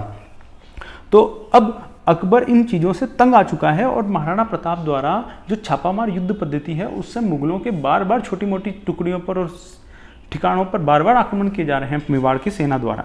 तो अब प्रताप को बंदी बनाने के उद्देश्य से अकबर बहुत बड़े बड़े सैन्य अभियान भेजता है मेवाड़ की ओर। उसमें से पहला सैन्य अभियान आता है 15 अक्टूबर 1577 को। ये अभियान आता है शाहबाज खां के नेतृत्व में। अब इस समय ये शाहबाज खां कुंभलगढ़ पर आक्रमण करता है।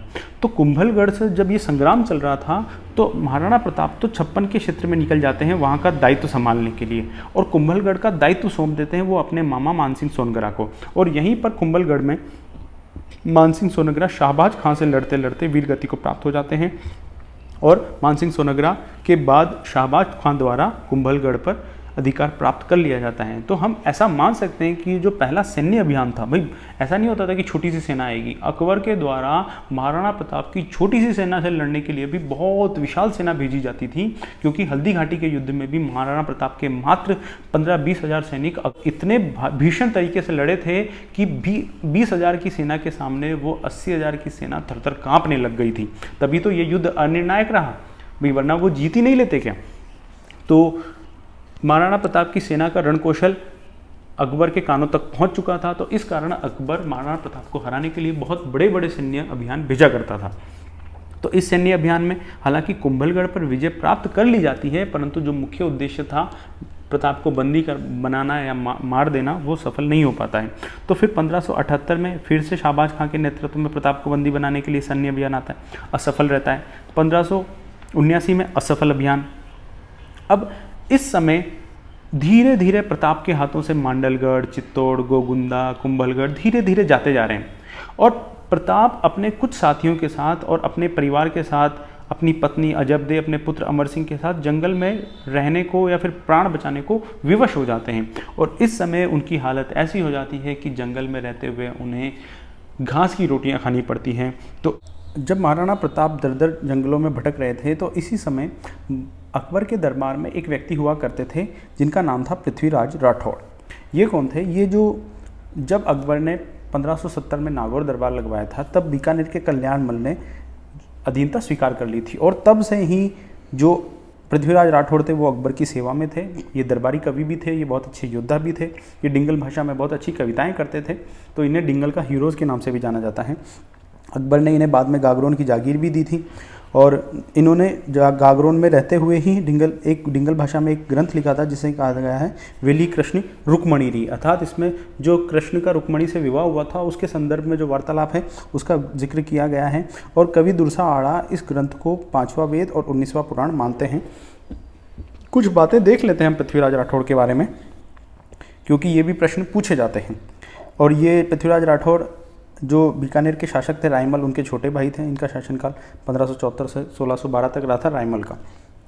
अब ये पृथ्वीराज राठौड़ जो अकबर के दरबार में थे, ये अकबर के सामने महाराणा प्रताप की बहुत प्रशंसा किया करते थे, या फिर ये हम कह दें कि ये महाराणा प्रताप के जो जीवन चरित्र था या फिर उनका जो स्वभाव था उस पर बहुत ही ज़्यादा उससे ये प्रभावित थे। तो ये बहुत बातें किया करते थे अकबर के सामने, और अकबर जब भी कोई ऐसी बात करता था कि मैं समूचे भारत का बादशाह हूँ, तो इन पृथ्वीराज के द्वारा उन्हें अकबर को कहा जाता था कि जब तक आप मेवाड़ पर अधिकार नहीं कर लेते, आप स्वयं को समूचे भारत का सम्राट ना कहा करें, बादशाह ना कहा करें, अभी भी मेवाड़ आपकी पहुंच से बाहर हैं।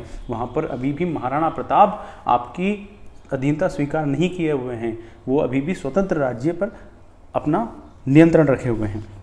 तो इस प्रकार ये अकबर के सामने बड़ी महाराणा प्रताप की तारीफ़ें किया करते थे, या अकबर को जलाया करते थे, हम दूसरे शब्दों में कहें तो इसी समय महाराणा प्रताप जब जंगलों में भटक रहे थे, तो एक दिन महाराणा प्रताप ने घास की रोटी अपने पुत्र को खाने के लिए जब उनकी थाली में रखी, तो एक जंगली बिलाव आकर उस रोटी को उन पुत्र की थाली से ले जाता है। तो इस बात पर उनका जो छोटा पुत्र होता है वो बिलख पड़ता है।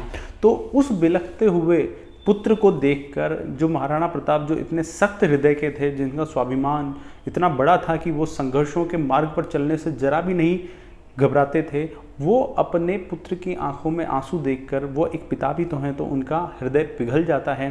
तब उनके मन में ये विचार आता है कि मैं किस प्रकार की लड़ाई लड़ रहा हूँ, किस प्रकार के स्वाभिमान की लड़ाई लड़ रहा हूँ।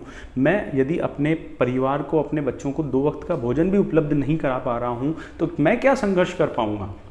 तो इस प्रकार के नकारात्मक विचार उनके मन में आते हैं, और तब वो अपने सिसकियां भरते हुए पुत्र को देखकर इस बात का निर्णय ले लेते हैं कि इस संघर्ष को यहीं समाप्त कर दिया जाए और मेरे द्वारा क्यों ना अकबर की अधीनता स्वीकार कर ली जाए। तब महाराणा प्रताप द्वारा अकबर को पत्र लिखा जाता है कि मैं अधीनता स्वीकार करने के लिए तैयार हूँ। तो जब अकबर को ये पत्र प्राप्त होता है, तो अकबर को इस पत्र पर यकीन नहीं होता है कि भाई ऐसा भी हो सकता है कि जो महाराणा प्रताप संघर्षों से पीछे कभी हट नहीं सकता था, उसके लिए स्वाधीनता सर्वोपरि थी, वो आज मेरी अधीनता स्वीकार करने के लिए स्वयं आगे होकर मुझे पत्र लिख रहा है, ऐसा कैसे हो सकता है। परंतु ये पत्र प्राप्त हुआ था। अब जले पर नमक छिड़कने के लिए महाराणा प्रताप के इस अधीनता स्वीकार करने के पत्र के माध्यम से जले पर नमक छिड़कने के लिए अकबर के द्वारा बुलावा भिजवाया जाता है कि पृथ्वीराज राठौड़ को बुला कर लाया जाए। और जब पृथ्वीराज राठौड़ अकबर के समक्ष आते हैं तो उन्हें यह पत्र दिखाया जाता है कि तुम जिनके बारे में इतनी लंबी लंबी डीके हाँका करते थे, तुम जिनके नाम का इतना दंभ भरा करते थे, वो महाराणा आज मेरे पैरों में अपनी पगड़ी रखने को अर्थात मेरी अधीनता स्वीकार करने को आतुर है। अब तुम बताओ तुम कौन सी राजपूती आन बान शान की बात किया करते थे। तो इस प्रकार तो पृथ्वीराज राठौड़ कहते हैं कि इस बात पर मैं यकीन ही नहीं कर सकता हूँ कि ऐसा हो सकता है। तो अकबर उन्हें वो पत्र देते हैं। तो पृथ्वीराज राठौड़ पत्र को देखकर महाराणा प्रताप की जो कही गई बातें थी कि मैं अधीनता स्वीकार करने के लिए तैयार हूँ, उसको पढ़कर उनके पैरों के नीचे से एक तरीके से ज़मीन खिसक जाती है। वो यकीन नहीं कर पाते कि ऐसा कैसे हो सकता है। अब पृथ्वीराज राठौड़ जानते थे कि समूचे राजपूताना में यदि एकमात्र आशा की कोई किरण है तो वो प्रताप ही हैं, और यदि वो प्रताप बुझ गया तो फिर तो उम्मीद की कोई किरण ही नहीं शेष बचेगी। तो अपनी बुद्धि कौशल से काम लेते हैं और अपने भावों पर नियंत्रण रखते हुए, चाहे वो उनका हृदय कितना भी क्यों दुखी ना हो गया हो, लेकिन उन भावों को चेहरे पर आए बिना वो अपने बुद्धि कौशल से काम लेते हैं पृथ्वीराज राठौड़। और अकबर को कहते हैं कि ऐसा हो ही नहीं सकता कि महाराणा इस प्रकार के शब्द आपको लिख दें। महाराणा द्वारा कभी अधीनता स्वीकार की ही नहीं जा सकती, उनके मन में ये विचार आ ही नहीं सकता। ये तो किसी ने आपको भ्रमित करने के लिए ये पत्र लिखा है, ये भद्दा मजाक किया है। यदि आप कहें तो मैं स्वयं महाराणा को पत्र लिखकर इसकी सत्यता की पुष्टि कर लूँ कि क्या वे अधीनता स्वीकार करना चाहते हैं या नहीं करना चाहते हैं। तब अकबर के द्वारा कहा जाता है भाई ठीक है, तुम्हारे मन में है तो तुम ये भी करके देख लो। तो अकबर के द्वारा कहे जाने पर या अकबर से अनुमति लेकर पृथ्वीराज राठौड़ महाराणा प्रताप को एक पत्र लिखते हैं, जिस पत्र में वो अपनी स्थानीय भाषा डिंगल में अकबर के सामने महाराणा प्रताप को एक पत्र लिखते हैं, जिस पत्र के माध्यम से वो महाराणा प्रताप से कहते हैं कि मैंने ये क्या सुना है कि जिस प्रकार सूरज पश्चिम से उदय नहीं हो सकता, उसी प्रकार से मेरे द्वारा इस बात को मान लेना उतना ही असंभव है कि आप द्वारा अकबर की या एक मुगल की अधीनता स्वीकार कर ली जाएगी। आप स्वयं ही मुझे बताइए कि मैं आपके नाम पर जो दंभ भरा करता था, मैं अपनी मूँछों पर ताव दूं या मैं अपनी ही तलवार से अपने गर्दन पर प्रहार करूं। मैंने ये क्या सुना है कि अब हाथी कुत्तों के साथ पानी पिएगा, शेर गीदड़ के साथ में बैठेगा, सूर्य निकलने से पहले बादलों की अनुमति लेगा। तो इस प्रकार जब अपनी वंश परंपरा का, मेवाड़ के गौरव का भान कराया जाता है पृथ्वीराज राठौड़ द्वारा महाराणा प्रताप को, तब महाराणा प्रताप की खोई हुई चेतना फिर से जागृत हो जाती है, उनका टूटा हुआ स्वाभिमान फिर से खड़ा हो उठता है।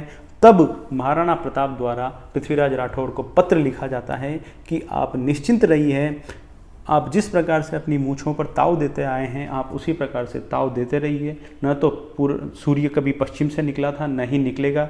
जब तक मेरे शरीर पर धड़ है और मेरे हाथों में तलवार है, तब तक ये तलवार मुगलों के ऊपर चलती रहेगी और मैं खून की नदियाँ बहा दूंगा। तो आप आश्वस्त रहिए, ठीक है। मेरे भगवान एक लिंगनाथ जी के आशीर्वाद से मेरे द्वारा उस तुर्क को सदैव मुगल कहा गया था और मुगल ही कहा जाएगा। न तो मैंने कभी उसे बादशाह स्वीकारा था और न ही मैं स्वीकारूंगा।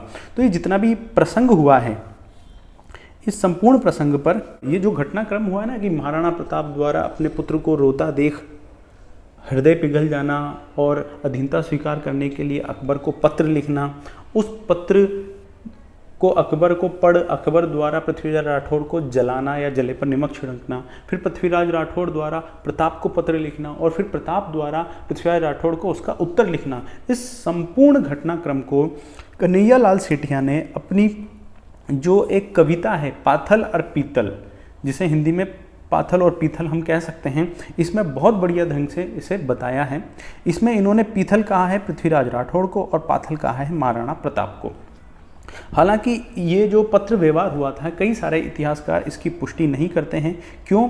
क्योंकि यदि इस प्रकार का वास्तव में प्रताप और अकबर के मध्य कोई पत्र व्यवहार हुआ होता तो जो फारसी तवारीखें हैं, जो मुगलों के ग्रंथ हैं, उनमें भी इसका जिक्र होता, लेकिन वहाँ हमें ऐसा कोई पत्र व्यवहार का जिक्र देखने को नहीं मिलता है।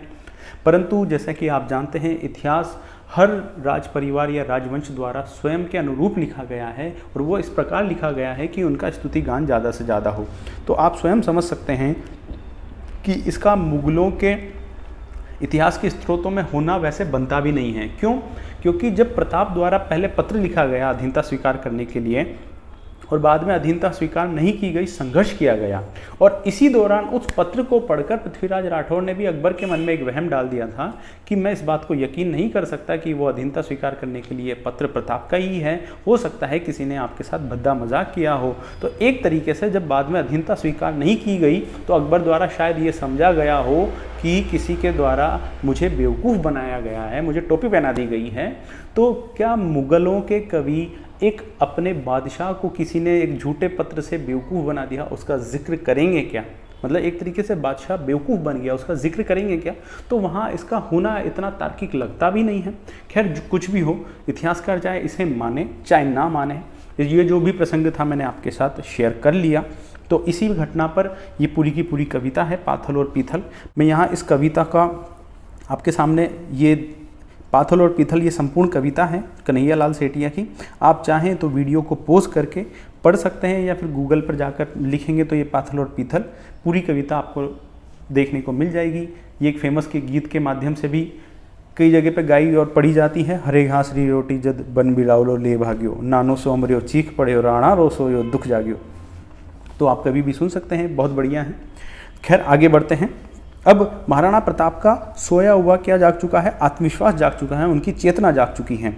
और इसी दौरान महाराणा प्रताप के पास जब न तो संपत्ति बची थी, न ही सैन्य बल बचा था, बस गिने चुने मेवाड़ी सरदार और छोटी मोटी सी सेना बच रही थी, जिसके माध्यम से वो कभी कभी कहीं कहीं छापामार युद्ध पद्धति से अकबर की सेना पर या फिर मुगलों के ठिकानों पर आक्रमण किया करते थे। तो इसी दौरान महाराणा प्रताप को उनके जो मंत्री हुआ करते थे भामाशाह, वो चूलिया जलप्रपात के निकट मिलते हैं। ये भामाशाह मात्र मंत्री नहीं थे, ये योद्धा भी थे। ये महाराणा प्रताप के साथ हल्दी घाटी के युद्ध के मैदान में भी उपस्थित थे और अन्य अभियानों में भी ये उपस्थित रहे थे। तो ये भामाशाह चूलिया जलप्रपात के निकट मिलते हैं महाराणा प्रताप को, और वहाँ मिलकर अपनी जितनी भी निजी संपत्ति थी वो सारी की सारी संपत्ति ये महाराणा प्रताप के चरणों में समर्पित कर देते हैं, अर्थात उन्हें दान देते थे, ताकि महाराणा इस संपत्ति का सदुपयोग कर फिर से सेना संगठित कर सके और मेवाड़ के अस्तित्व बचाए रखने के लिए अपना संघर्ष जारी रख सके। और आपकी जानकारी के लिए बता दूं कि उस समय पर यह संपत्ति इतनी अधिक थी कि इस संपत्ति के द्वारा महाराणा प्रताप 25,000 की सेना का 12 वर्षों तक खर्च उठा सकते थे। तो महाराणा प्रताप द्वारा फिर से सेना संगठित की जाती है। अब इसी दौरान जब महाराणा प्रताप सेना संगठित कर रहे थे तो एक और सैन्य अभियान अकबर द्वारा भेजा जाता है 1580 में। अब ये जो 1580 में सैन्य अभियान आता है, ये सैन्य अभियान आता है अब्दुल रहीम खाने खाना के नेतृत्व में। अब अब्दुल रहीम खाने खाना बहुत बड़ा सैन्य अभियान लेकर आए हैं मेवाड़ की ओर कि महाराणा प्रताप को बंदी बनाएंगे, मारेंगे या मेवाड़ पर नियंत्रण करेंगे, इस उद्देश्य से। लेकिन इसी दौरान एक घटना एक और घटित होती है कि एक बार जो महाराणा प्रताप के पुत्र हैं अमर सिंह, वो मुगल ठिकाने पर आक्रमण करते हैं और वहाँ से जो अब्दुल रहीम खाने खाना है, इनके परिवार की स्त्रियों को बंदी बनाकर प्रताप के सामने ले आते हैं। अब इस बात का जब प्रताप को पता लगता है तो वो अपने पुत्र को बुलाते हैं और उसे बहुत डांटते हैं कि ये क्षत्रिय धर्म नहीं है, हमारी शत्रुता शत्रु से है, उसके परिवार से नहीं है, हम अपने स्वाभिमान के लिए लड़ रहे हैं। तो स्वाभिमान की लड़ाई में हम अपनी तलवार लाचार पर, निर्बल पर या स्त्रियों पर चलाकर अपनी वीरता साबित नहीं कर सकते। यदि हम ऐसा करते हैं तो हम अपने कुल को, हमारी वंश परंपरा को धूमिल करेंगे। तो इस प्रकार के वचन जब प्रताप द्वारा अपने पुत्र से कहे जाते हैं तो अपने पुत्र को शर्मिंदगी भी होती है और अपने वंश परंपरा का भान होता है। तो बाद में प्रताप द्वारा अमर सिंह को कहा जाता है कि इन्हें ससम्मान जहाँ से आप लेकर आए हैं वहीं पर छोड़कर आएँ। और अमर सिंह इन स्त्रियों को, अर्थात अब्दुल रहीम खान खाना की जो परिवार की स्त्रियाँ होती है, उन्हें फिर से जाता है और उनके मुगल ठिकाने पर ससम्मान छोड़ के आ जाता है। तो इस घटना से अब्दुल रहीम खाने खाना, जो बाद में रहीमदास जी के नाम से फेमस हुए, वो इतने प्रभावित हो जाते हैं महाराणा प्रताप को लेकर कि महाराणा प्रताप और रहीमदास जी के परिवार के मध्य मैत्री संबंध स्थापित हो जाते हैं।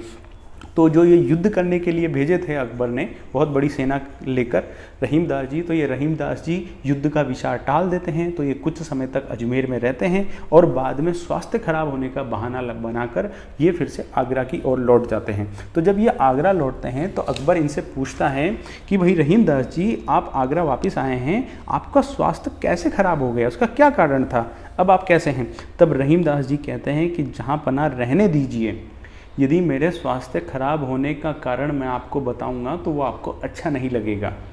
पर उसके द्वारा बार बार बादशाह के द्वारा पूछे जाने पर रहीम दास जी कहते हैं कि जहाँ पनाह आप निश्चित ही बहुत ज़्यादा भाग्यशाली हैं जो आपको प्रताप जैसा शत्रु मिला है, जिसकी पर्वत की कंदराएं ही जिसके महल हैं, वन ही जिसके उद्यान हैं, फल फूल घास ही जिसका आहार है, और लेकिन जिसके पास ईमान है, दिल है, मेवाड़ की सामान्य जनता ही जिसकी सेना है, ऐसा शत्रु आपको मिला है। तो अब महाराणा प्रताप की महानता का आप आकलन कर सकते हैं। जो व्यक्ति, मैं कई बार आपको इस बातों का बीच बीच में बता रहा हूँ, जो व्यक्ति एक भील जाति के व्यक्ति को राणा समतुल्य पद दे सकता है, जो राणा पूंजा जिन्हें हम जानते हैं, महाराणा प्रताप उन्हें अपने समतुल्य पद दे सकते हैं। उल्टा जो स्वयं मेवाड़ के राणा थे परंतु अधिकांश समय जनता के बीच गुजारा करते थे, जिस कारण से वो जनमानस में इतने लोकप्रिय थे कि वहाँ का आम जन उन्हें राणा कीका कहता था। कीका यानी हमारा छोटा बेटा, बच्चा, राणा कीका के नाम से जानता था। जब शत्रु दल की स्त्रियों को उनका पुत्र ले आया तो पुत्र को ही डांटा कि ये क्या गलत कर रहे हो, और ससम्मान वापस भेजा। और इन सब से प्रभावित होकर जितने संघर्षों के मार्ग पर चल रहे हैं लेकिन अधीनता स्वीकार नहीं कर रहे हैं, संघर्ष का पथ चाहे कितना भी दुर्गम जटिल क्यों ना हो, वो सहर्ष चल रहे हैं। और इसके अतिरिक्त जो शत्रु दल है अर्थात अकबर, उसके भी दरबारी कवि प्रताप से प्रभावित हैं, अर्थात प्रताप की तारीफें कर रहे हैं। जैसा हमने देखा पृथ्वीराज राठौड़ प्रताप की तारीफें किया करते थे, और अब तो रहीम दास जी भी उसके भक्त बन चुके हैं, हम कह दे तो उसके फैन हो चुके हैं। तो इस प्रकार महाराणा प्रताप कितने महान रहे होंगे कि शत्रु दल के कवि भी जिसकी तारीफें किया कर रहे हैं। तो 1580 में बिना लड़े ही रहीम दास जी लौट जाते हैं। अब साहब आगे आते हैं। अब 1581 और 82 में अकबर द्वारा मेवाड़ की ओर कोई सैन्य अभियान नहीं भेजा जाता है।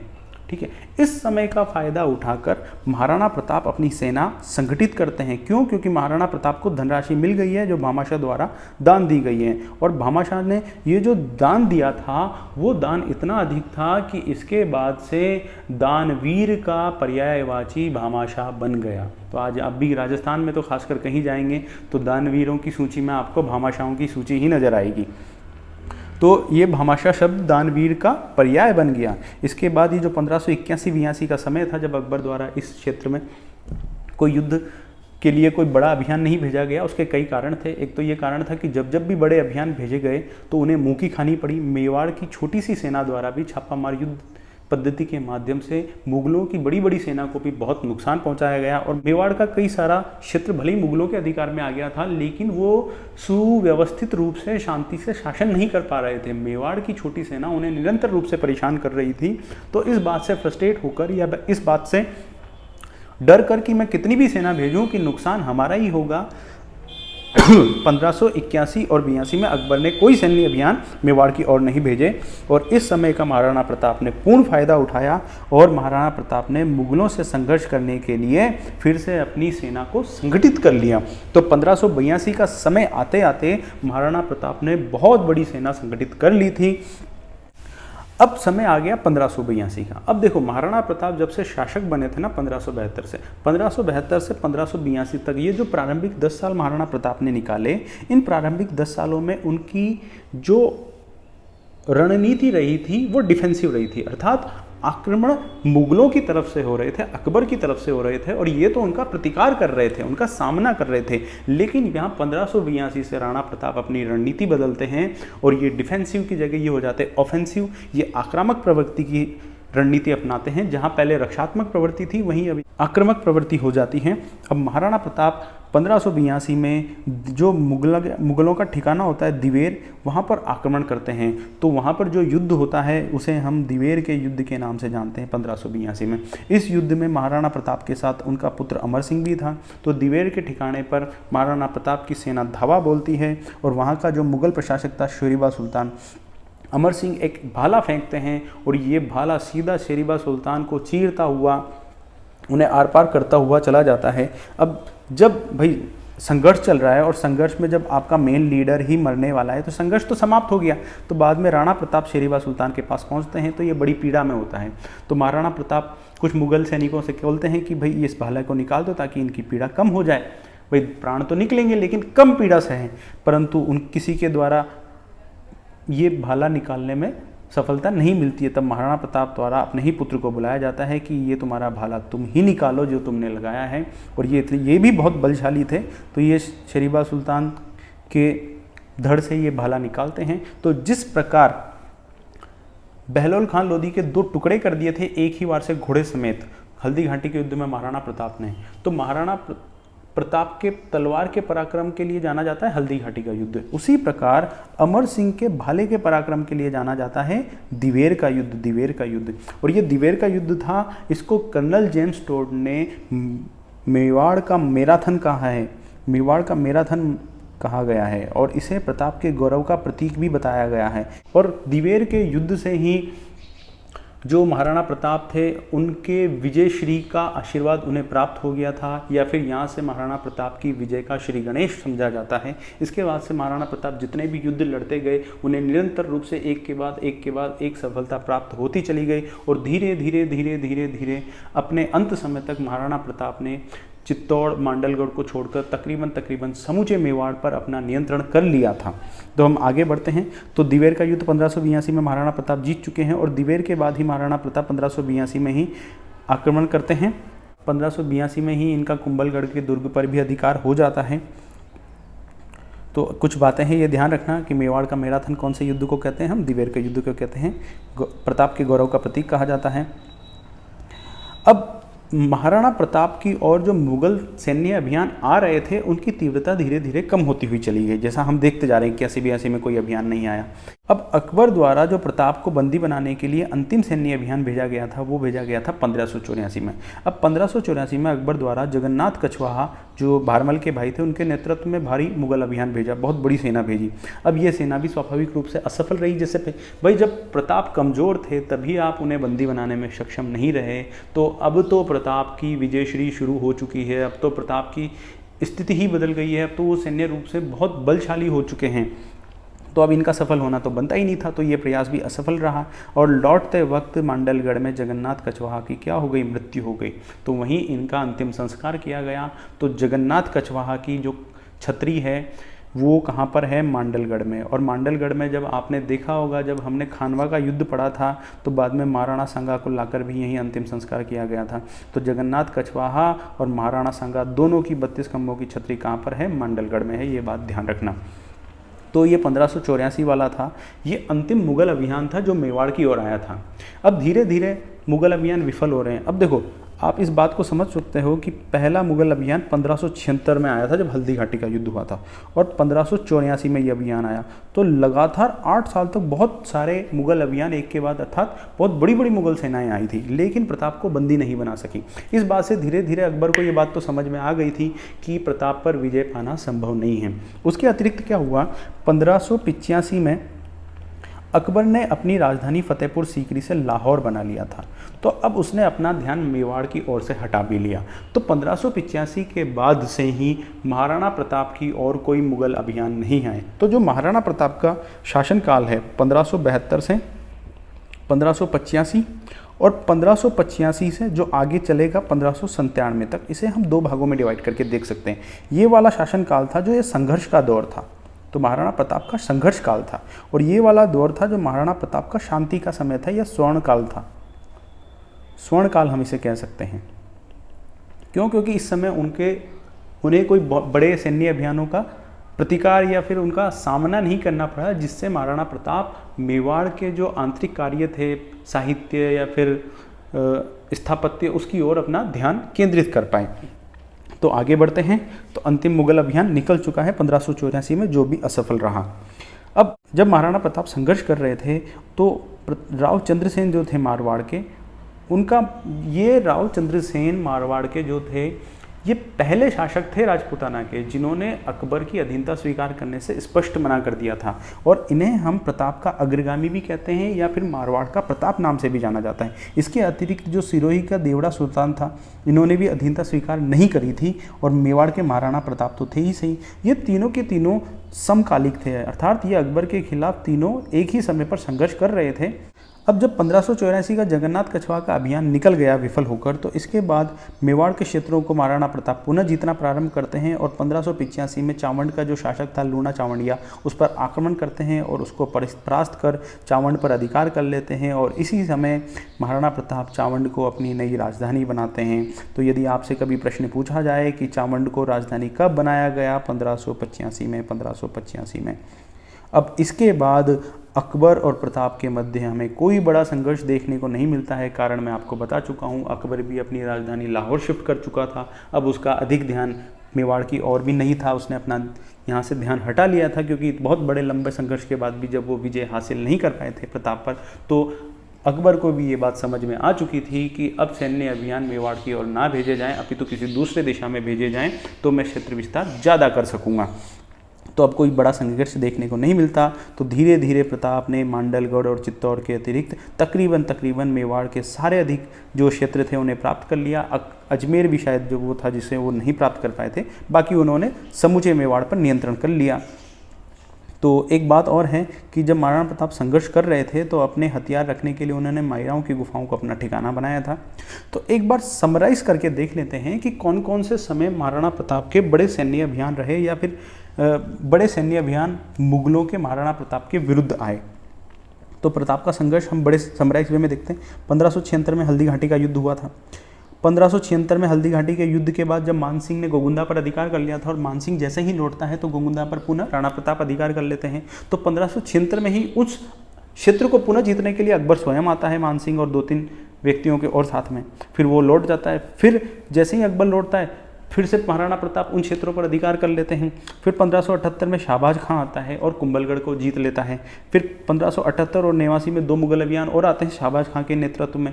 अब धीरे धीरे महाराणा प्रताप के हाथ से क्या जाता जा रहा है, अपना मेवाड़ के धीरे धीरे क्षेत्र निकलते जा रहे हैं। महाराणा प्रताप जंगल में रहने को विवश हैं।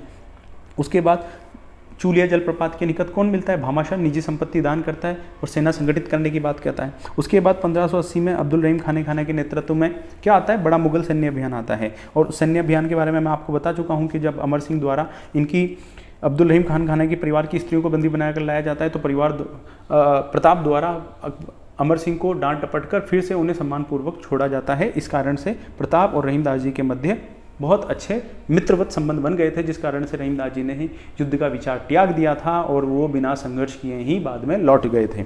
फिर 1582 में सेना संगठित कर महाराणा प्रताप दिवेर के मुगल ठिकाने पर आक्रमण करते हैं और यहाँ से ही मेवाड़ या फिर महाराणा प्रताप के जो विजय का श्री गणेश हो जाता है।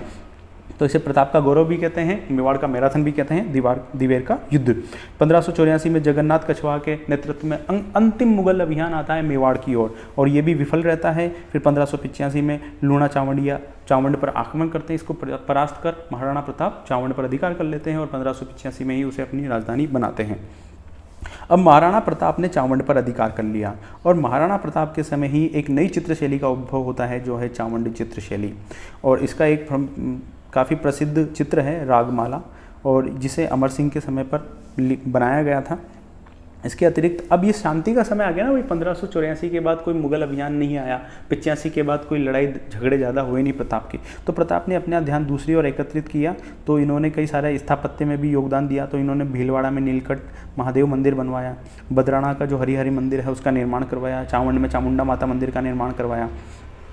और महाराणा प्रताप के समय ही चक्रपाणी मिश्र ने अपनी रचनाओं के लिखी थी, जिनमें आती है विश्ववल्लभ, मूरतमाला, राज्याभिषेक पद्धति। हेमरत्न सूर ने गोरा बादल की चौपाई, पद्मिनी चौपाई की रचना की। ये प्रमुख कुछ स्थापत्य हैं, रटने वाले हैं, समझने का कुछ नहीं है। जो समझने का था मैं आपसे जिक्र करता जा रहा हूँ। अब कर्नल जेम्स टोड ने जब ये सब कुछ इतिहास के स्रोत संकलित कर महाराणा प्रताप का इतिहास पढ़ा तो उन्होंने महाराणा प्रताप को मेवाड़ केसरी की संज्ञा दी है। कभी कभी पूछ लिया जाता है मेवाड़ केसरी कैसे कहा जाता है। और कर्नल जेम्स टोड ने ये इतिहास पढ़ के एक स्टेटमेंट दिया था, एक कथन दिया था कि यदि सांगा और प्रताप के मध्य उदय सिंह नहीं होते तो मेवाड़ के इतिहास के पन्ने और भी उज्ज्वल होते। ये पूछ लिया जाता है कि किसने कहा था, कर्नल जेम्स टोड ने कहा था। चाहे आप इस बात से सहमत हो चाहे नहीं हो, ये कथन है, पूछ लिया जाता है किसने कहा था। ठीक है, आगे बढ़ते हैं।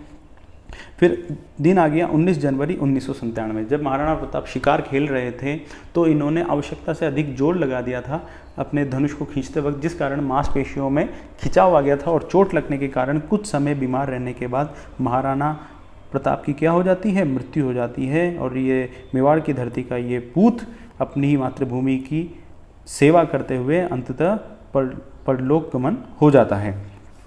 अब महाराणा प्रताप की जैसे ही मृत्यु हुई, उस मृत्यु के बाद बांडोली में, जो चावंड के ही समीप है, महाराणा प्रताप का अंतिम संस्कार किया जाता है। तो महाराणा प्रताप की जो छतरी है वो भी बांडोली में स्थित है, 8 खंभों की छतरी है।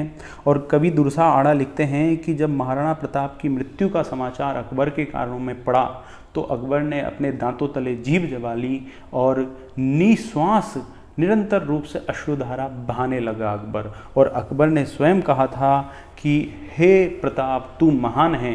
भाई अकबर भी महाराणा प्रताप की बहुत इज्जत किया करता था। जैसा मैंने आपको बताया था ना कि जब महाराणा प्रताप जंगलों में दर दर भटक रहे थे तब अकबर को संदेश तो पहुंचते ही थे कि उनकी स्थिति इतनी दयनीय हो चुकी है। तो अकबर उनका सम्मान इसलिए करता था कि धन्य है एक व्यक्ति जो भले ही कितने भी कष्टों से भरे संघर्ष की राह को खुशी खुशी चुन रहा है परंतु अधीनता स्वीकार नहीं कर रहा। यदि महाराणा प्रताप चाहते अधीनता स्वीकार कर लेते तो बढ़िया ऐशो आराम का जीवन जी सकते थे, परंतु उन्होंने इसके विपरीत जो कष्टों वाला मार्ग था उसे चुना।